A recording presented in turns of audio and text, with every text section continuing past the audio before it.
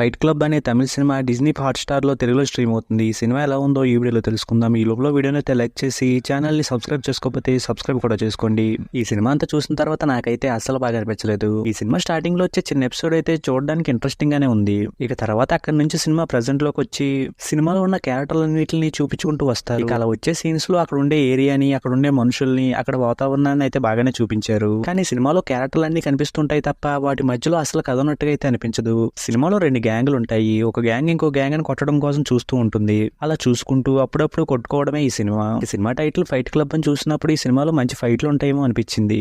కానీ సినిమాలో సరిగ్గా ఒక ఫైట్ కూడా లేదు. ఇక సినిమాలో ఉన్న క్యారెక్టర్లన్నీ గొడవ పడడానికే చూస్తూ ఉంటాయి. అది చూస్తున్నప్పుడైతే వీళ్ళకి ఇంతకు మించి పనే ఉండదు అనిపించింది. ఇక సినిమాకి ఇచ్చిన ఎండింగ్ కూడా ప్రాపర్ గా ఉన్నట్టయితే అనిపించలేదు. ఇక సినిమాలో చాలా క్యారెక్టర్లు ఉండడం వల్ల ఏ క్యారెక్టర్ పర్ఫార్మెన్స్ కూడా హైలైట్ గా అయితే అనిపించలేదు. ఇక సినిమాలో బ్యాక్గ్రౌండ్ స్కోర్ అయితే పర్వాలేదు అనిపించింది. ఫైనల్ గా ఈ సినిమా ఎక్కువ క్యారెక్టర్లతో గందరగోళంగా ఉంటూ కథ అనేది కనిపించకుండా ఉంటుంది. దానివల్ల నాకైతే ఈ సినిమా అసలు బాగా అనిపించలేదు. ఇక ఈ సినిమాకి నేను ఇస్తున్న రేటింగ్ అయితే 1.5 అవుట్ ఆఫ్ 5.